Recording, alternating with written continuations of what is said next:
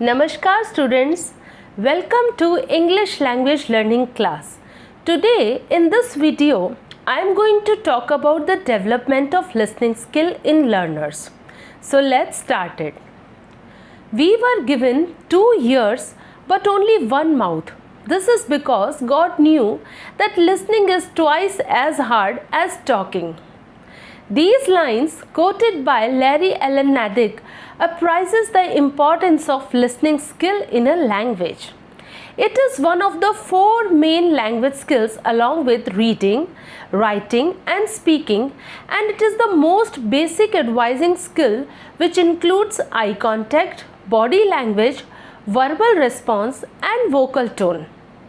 It also allows one to make sense of and understanding what another person is saying. In other words, listening skill allows us to understand what someone is talking about.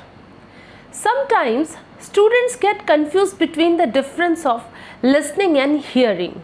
Well, listening and hearing are not the same. Hearing is the first stage of listening.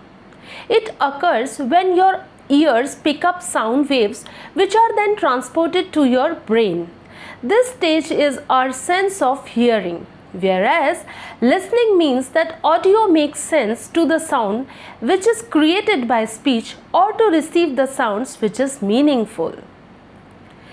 You know students, most of the times students find difficult to concentrate in their class lectures. Often they do not get the opportunity to the correct English pronunciation. And often in Indian classrooms, the teachers ends up with speaking in the vernacular. Listening as a skill is not given much importance in the teaching methods adopted by teachers. Thus, it is mandatory to improve these classroom situations by using effective remedial ways that the English teacher can make special efforts to improve the listening skills of the students. For example, the teacher should try to increase the vocabulary of the students by creating situations with the help of games. The material used for giving listening practice should be according to the mental level of the students. It may be out of daily routine situation also. Interest of the student should be maintained through a variety of situations and materials. The teacher should proceed from easy to complex, simple to difficult, and from familiar to unfamiliar teaching maxims. And of course, the speed of speaking should be in accordance with the listening ability of the students in the beginning. That is very important. The speed of speaking should be very slow so that none of the learner is left behind gradually. It may be increased depending upon the receptive ability of the students. And different types of audio-visual aids may be used, and a few techniques such as role play, dramatization can also be used, so that the teacher should come down at the level of the learners, so that the teacher should understand what mental level of the students are. Apart from these remedial ways, oral work can also be conducted by teachers in different ways. Now, what is oral work? Oral work is the basis of good learning of the language. In fact, it strengthens the foundation of language learning.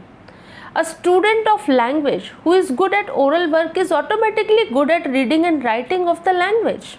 This is true. There are different types of oral work which can be conducted in the classrooms. Now, what are these oral works? Now, let us see. Firstly, repetition exercises.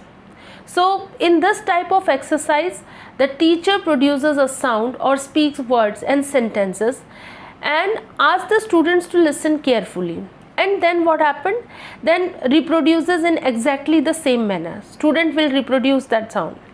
Next is performing actions. The teacher performs actions and the students are asked to observe the action and speak accordingly. Showing a picture or a chart in the classroom by the teachers, and the students are asked to speak on it one by one. So for what happened now that, so that the students get a lot of listening and speaking practice by this. and also by showing a film for a few minutes and then the students are asked to speak a few sentences about it. They got the opportunity for listening and speaking of the language by creating these types of oral work. The teacher gives an outline of a story and the students are asked to think and then speak a few sentences about it.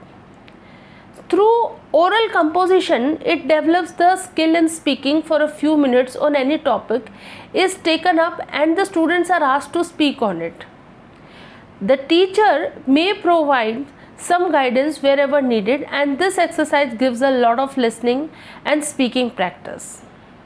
Apart from this, there are other ways also by which listening skill can be improved, such as maintaining eye contact with the instructor or with the teacher, avoid emotional involvement. Why so? So that the person will remain objective and open-minded, avoid distractions, treat listening as a challenging mental task, and stay active by constant questioning to the teachers, and many more ways there are. So by following remedial suggestion, doing oral activities and different ways improve the comprehending ability of the students, and it lays the foundation of good speech and also helps students to form the habit of using correct sentence pattern. Make the students active, participating in the process of teaching learning. So eventually we can conclude that learning of a language is a skill subject which can be acquired through a lot of practice, and the language learner can reach the level of the acquisition if he practices language a lot. Thank you very much for watching this video patiently. Stay tuned. Happy learning.